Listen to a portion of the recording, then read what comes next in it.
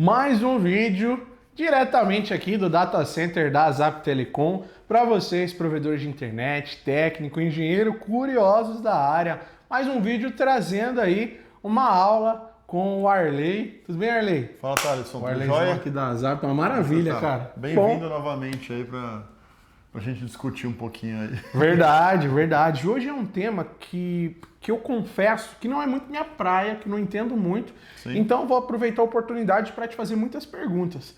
Primeiro que é sobre IRR e também sobre o AS, né? O ASN, né? Sim. Então eu queria que você nos explicasse, eu não sei se os dois se conversam, se você quer começar primeiro falando sobre o IRR, depois sobre o AS, vou deixar com você. Acho melhor começar pelo AS, porque a gente depende do AS para usar o IRR. Entendi. Né? Então vamos na ordem cronológica para ficar mais fácil de entender. Então, maravilha. Tá. Deixa o like, se inscreve no canal, tem um QR Code na tela para você ir direto aqui para as mídias sociais da Zap. A Zap Telecom é um data center que você, provedor, pode colocar o seu equipamento aqui dentro do data center da Zap, ou você, empresa, né? Se você tem um equipamento aí, por algum motivo ele não pode parar, precisa de um local seguro, você tem esse espaço dentro do data center e, é claro, o link dedicado em todo o Brasil. Se você precisar de link, a Zap tem para entregar para você. A gente fala um pouquinho mais no final, tá? Mas o que é o ASN? E como o ASN importa assim para o provedor ali? Porque eu conheço provedor de internet, Sim. na sua maioria começa sem ter o AS, né? Sim, Vai ser o nosso caso lá. Natural. Uhum. Bom, o ASN, né, para a gente simplesmente traduzir, é Autonomous System Number, né? Ou seja, é um número de sistema autônomo. O que isso quer dizer? Cada entidade que se conecta à internet, quando eu falo entidade, pode ser uma empresa, pode ser um provedor, pode ser qualquer entidade mesmo, vamos usar essa palavra que eu acho que é mais abrangente, né? Que queira estar na internet, né? Ou seja, o ASN é um número único. Quando você vai lá e retira o seu ASN, você tem todo um processo aqui dentro do registro BR, você preenche um cadastro, preenche uma série de informações, você tem pré-requisitos para poder ter esse ASN. Isso, globalmente, eles vão te entregar um número, tá? E esse número é só seu. Ninguém mais vai usar esse número no mundo. Ok. Tá? Associado a esse número, você vai ter os IPs. Né? Perfeito. Hoje, né, o registro BR só tem IPv6 para entregar imediatamente. Para entregar o IPv4, você entra numa fila e aí demora um tempo. Eu já ouvi dizer que está demorando uns 8 meses para poder entregar o IPv4. Eu já ouvi que é 1 ano e meio. Né? Então, assim, 2 anos. Eu particularmente não participei de um processo desse. Tá? Eu não sei dizer exatamente, mas o processo existe e está acontecendo. A gente vê que é entregue a IPv4 mensalmente, tá? Ok. Tem todo um processo lá para poder liberar o IPv4, tá? Ok. Mas o ASN, ele não tá, ele é um número que ele diz quem está dentro desse número, né? Quais redes estão dentro desse número, tá? Que pode ser o IPv4 ou IPv6. E a internet, ela é toda subdividida, né? Entre esses números. Então você tem lá o ASN 10, que tem o 20 abaixo dele, tem o 30 abaixo do 20 e assim por diante. E para você. E o BGP, né, como ele é um protocolo de saltos, né? Então ele conta saltos para chegar até onde ele quer. Ele vai perguntar: eu quero. Hoje eu estou com o meu IP aqui 200, 10, 20, 30, eu quero chegar no IP 45, 20, 15, 40, por exemplo, tá? Quem é o dono desse IP? Ele vai falar, é o AS30. Onde está o AS30? Está depois do 10, depois do 20. E aí o BGP ele conta dessa forma, né? Então o AS é uma forma de você resumir e facilitar com que o BGP chegue num determinado destino. Ok, tá? ok.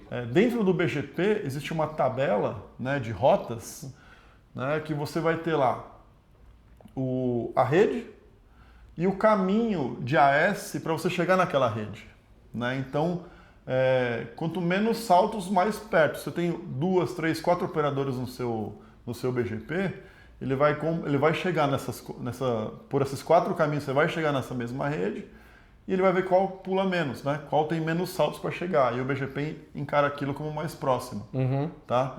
Não necessariamente é o melhor, tá? Mas é o mais próximo para o BGP por padrão, tá? Você tem inúmeras formas de você mudar isso, mas não vamos entrar nesse mérito hoje, né? O negócio é o AS. Então você vai ter um endereço IP e você vai ter vários números assim do lado, que cada número é um AS, tá? Então é assim que é organizada a internet. São vários AS. Dentro de cada AS tem uma série de redes e o BGP usa isso para poder se achar na internet. No caso, a gente não tem só provedores de internet que tem AS, né? Tem N empresas de diversos ramos de tecnologia e outros. Vou citar um exemplo aqui, talvez a pessoal conhece, sei lá, a Camil que faz arroz. Provavelmente deve ter um AS, né? Algumas empresas como aleatórias. Como TAM, companhias aéreas, esses caras têm AS.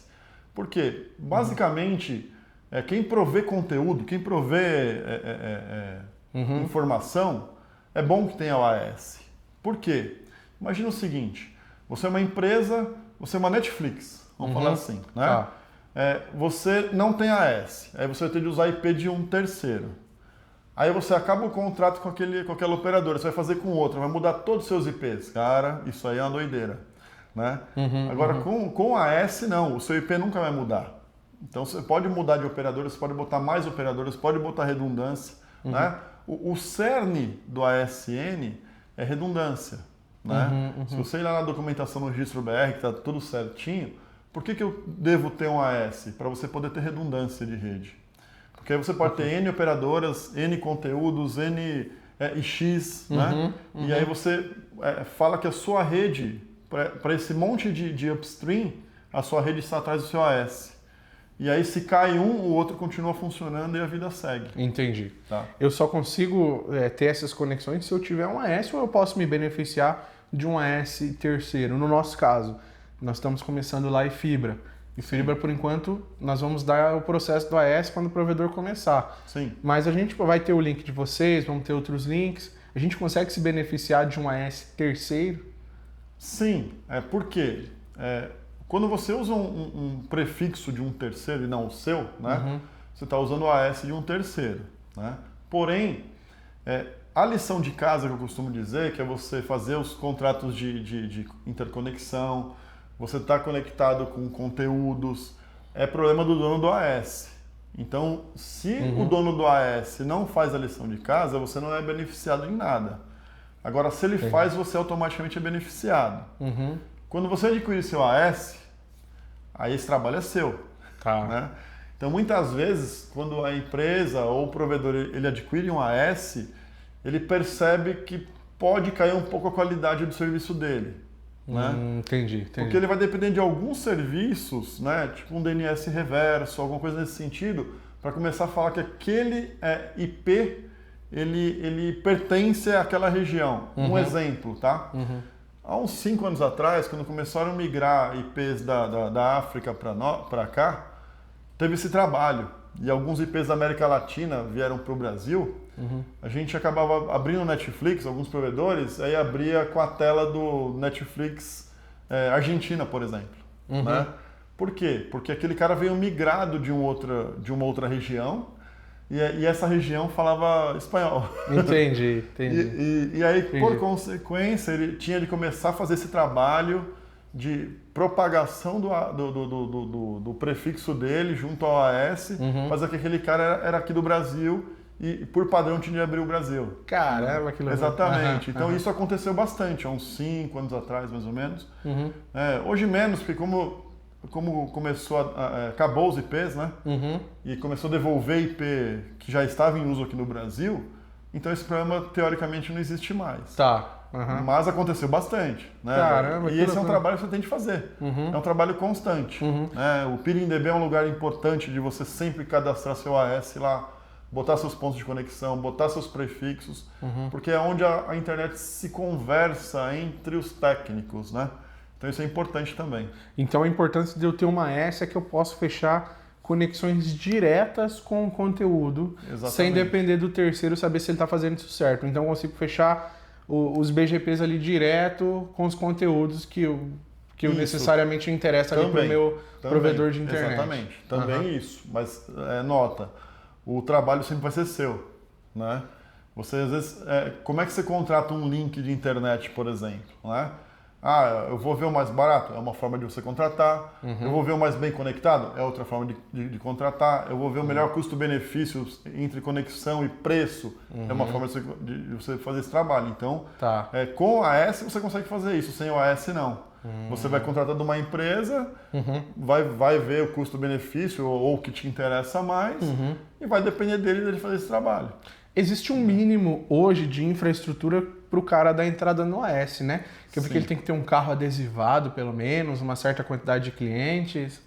Então, quantidade de clientes, eles não entram muito nesse mérito, tá? Apesar de você ter de passar uma lista de todos os seus clientes. Obrigatoriedade é ter 2 upstreams. 2 links. Por quê? Eu não tinha comentado que o AS, a função do AS é ter redundância. Como é que você vai ter um AS com um fornecedor só? Entendi. Então, assim, eles até falam assim, não, você não tem direito, porque você só tem um fornecedor, usa o IP dele e tá tudo certo. Né? Agora, quando você tem 2 fornecedores, aí fica quase obrigatório a entrega do AS. E a questão do carro lá, não tem nada a ver, não? Então, eles pedem uma série de informações, tá? Eles pedem isso. Eu nunca vi bloquear porque você não tem um carro adesivado. Tá? Entendi. Pouco usuário depende do seu tipo de usuário, tá? Se o seu usuário é corporativo, você tem que entregar IP para ele dedicado. Aí você pode ter poucos usuários, porque o corporativo é um pouco mais complicado, né? Usuários mais relevantes, né? E é diferente, diferente, né? Você tem um usuário final, você pode fazer um NAT, botar N clientes atrás de um único IP. No corporativo, normalmente você não faz isso, né? Normalmente, né? O que é saúde de um AS? Que eu sei que tem isso também, não tem? Sim. Pô, esse AS está saudável, esse AS não está tão saudável. Então, aí você tem vários fatores, tá? Em relação à saúde do AS. Você tem a parte de financeira, que anualmente, quando você adquire um AS, anualmente você tem que pagar uma taxa, tá? Essa taxa está associada ao tamanho do seu prefixo de IP que você tem, tá? Normalmente o IPv6 ele vai entregar um /32 para você, né? Beleza? É IP pra caramba, sei lá, é muita coisa. E o IPv4 depende do momento, né? Eu já vi entregar /24, os últimos prefixos que eram disponibilizados eram /22, né? Mas isso tudo tem um custo. Quando você tem um /22 tem um preço, você tem um /18 tem outro preço, e não é barato, tá? Não é barato. Eu não lembro de cabeça, mas realmente não é barato. Esse custo anual, né? Você tem a obrigação de pagar, né? Como que eles, vamos falar assim, tomam esse seu prefixo, né? E tomam esse seu registro. Você não paga um ano, eles continuam te cobrando, né? Aí eles congelam isso. O que é congelar, né?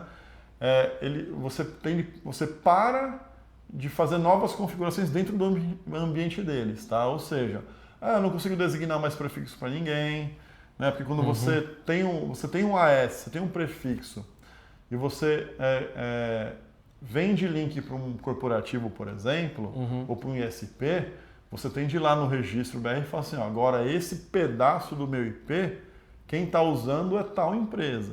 Tá? Você tem essas obrigações de fazer. Né?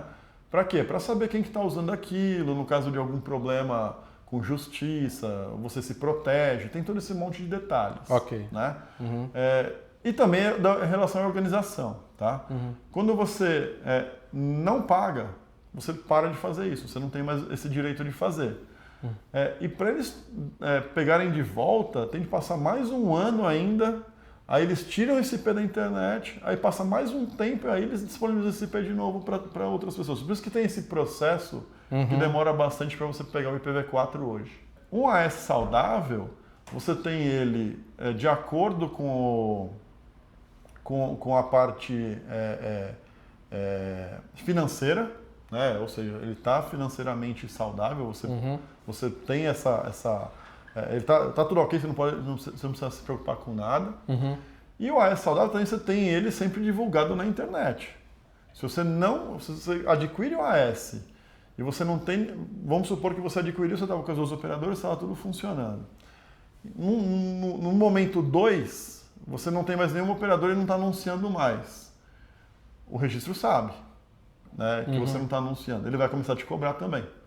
Ele vai falar, pô, por que você não está usando? Entendi. Porque ele sabe que tem escassez. Então ele faz isso para poder pegar de volta ou questionar você se está tudo bem ou não, né? Se você parou suas atividades com aquele AS. Então tudo isso está associado ao AS saudável. Show. Bom, cara, e onde que o RR entra nisso, história, nessa história? Vamos lá. O IRR é o Internet Routing Registry, né? Ele é um banco de dados, uma espécie de um banco de dados de registro de rotas, né? Ou seja, você vai lá e contrata um IRR. No Brasil tem o TC, eu acho que ele é até de graça, tá?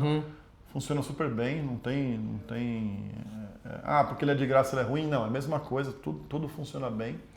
Você vai lá e você cadastra, né? Como eu falei, é um banco de dados. Você vai lá e cadastra o seu AS, você cadastra os seus prefixos que tem lá dentro, tá? E tem uma série de normas dentro do IRR para você seguir, tá? Tem uma série de detalhes. É extremamente técnico isso. A gente pode até fazer em algum outro momento eu mostrando na tela alguma coisa técnica nesse sentido, mas é bem técnico. E para que serve você cadastrar o seu AS, as suas redes dentro do IRR?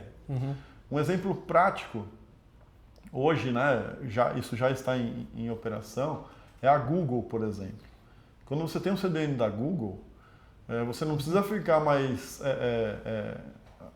eu só anuncio os prefixos para o BGP, que você fecha um BGP no CDN da Google, né? Para quem não sabe, aí existe um BGP que você fecha com o CDN da Google. Além disso, você tem de anunciar no IRR, porque a Google ela usa as suas configurações de IRR para apontar os AS que estão lá dentro para usar o seu CDN. Deixa eu ver se eu me explico melhor. Tá? É um pouco complexo isso. A Zap, por exemplo, é um operador de trânsito. Tá? Então, eu tenho um monte de AS atrás de mim. Um monte de provedores, um monte de empresas. Eu tenho um monte de AS atrás de mim. Não basta eu simplesmente anunciar esse monte de AS e prefixos para o CDN da Google. Se eu fizer isso, ok, ele vai acatar aquilo, mas se eu não tiver uma configuração de IRR com esses meus clientes lá dentro, tá? Ele não vai apontar meus clientes para o meu CDN. Tá. Ele vai apontar meus clientes para outro CDN, que seja ele esteja no IX, seja que está numa outra operadora e assim por diante. Agora, se eu colocar os AS que estão atrás de mim dentro do meu IRR, a Google vai entender que aqueles caras estão atrás de mim e eu posso ser o CDN mais próximo daqueles AS. Tá? Outro caso importante é com operadora.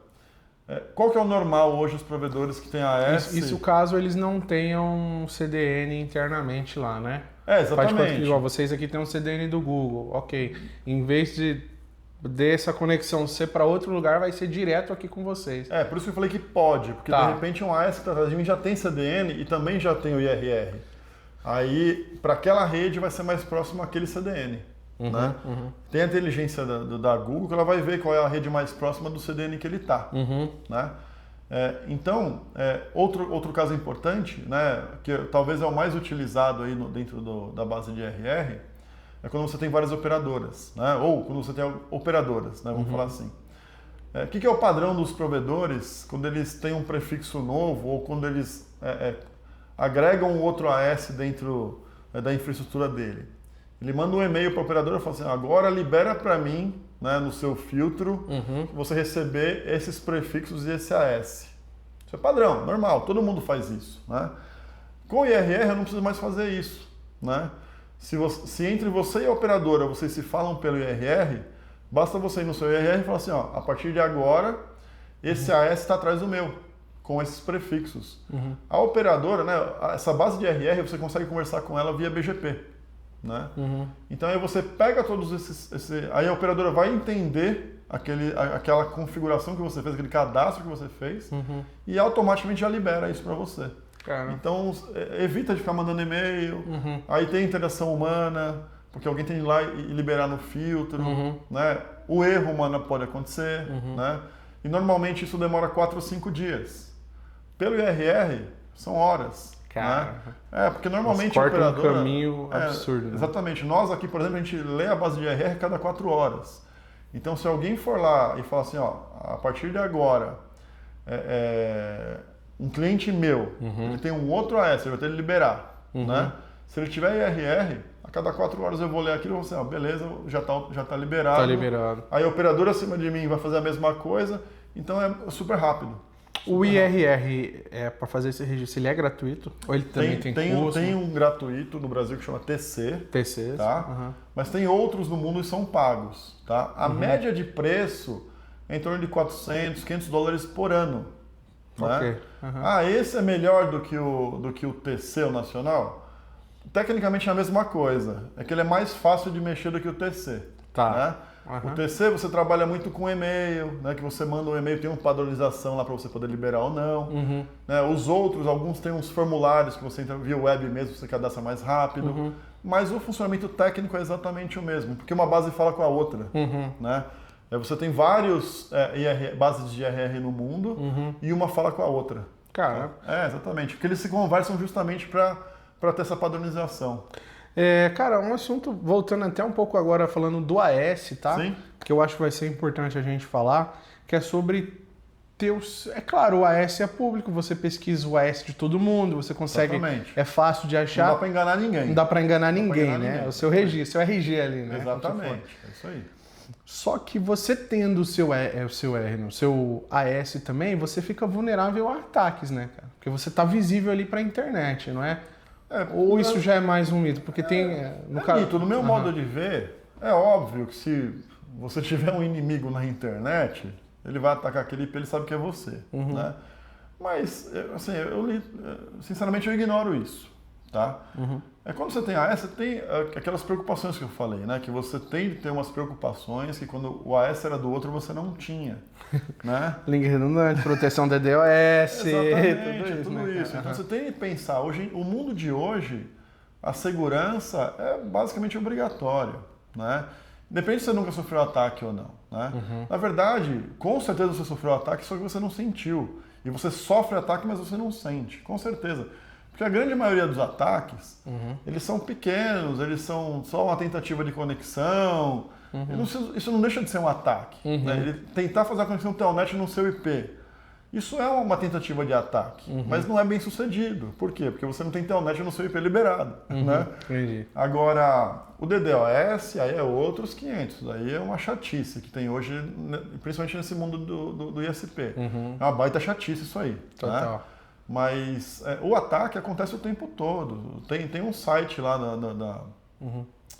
da Kaspersky que é muito legal. Você entra lá, tem um planetinha Terra, então ele mostra todos os ataques no mundo. Eu já vi isso aí. É muito legal. É bonito assim de ver, mas é triste. É triste, né?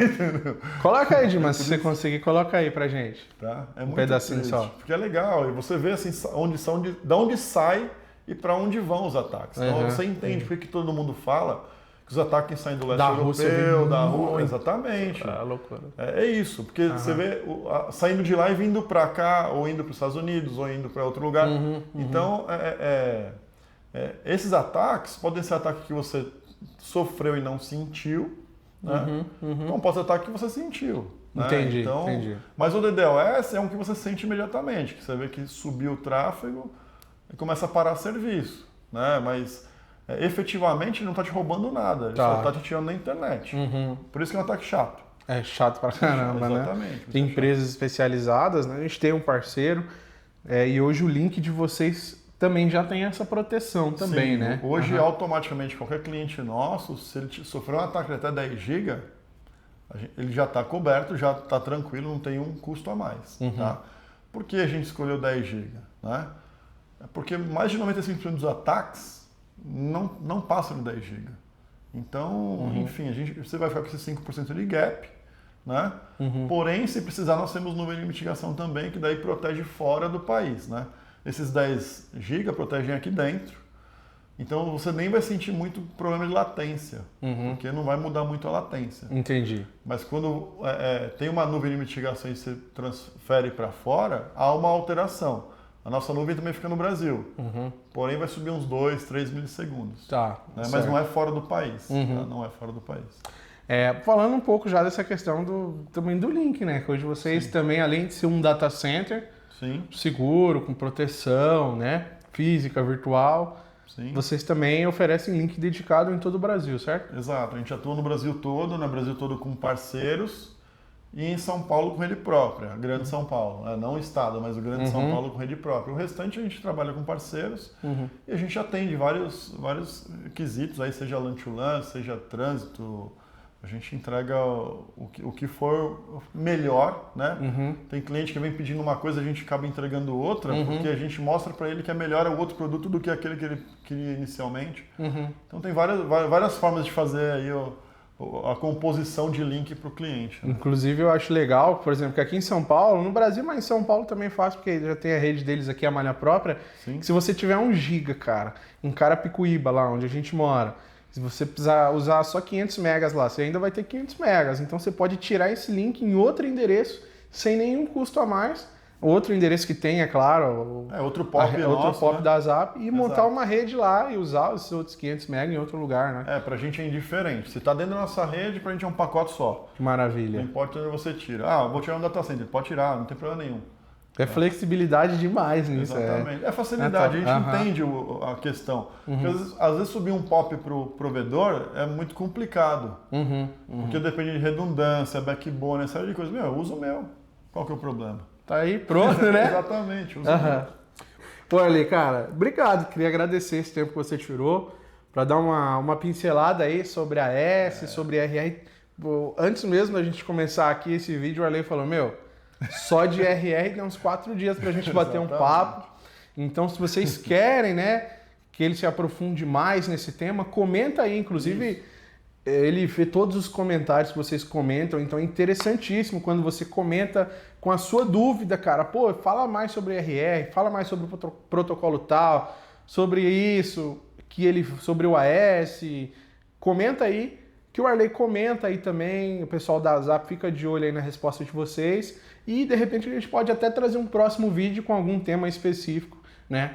A gente tem uma série de vídeos aqui no Data Center da Zap, mostrando o Data Center de ponta a ponta, cara, energia, os racks, ar-condicionado, uma série bem legal, assiste, tá bom? Vamos deixar a playlist aqui na descrição para vocês, né? E, é claro, se você quer saber mais sobre a Zap, tem um QR Code aqui na tela, para você ir direto aqui para o site da Zap Telecom, saber mais dos links e do Data Center, e também o link na descrição aqui desse vídeo. Se você está vendo pelo celular, você clica no link aí da descrição. Se você estiver vendo na TV, você aponta a câmera do celular.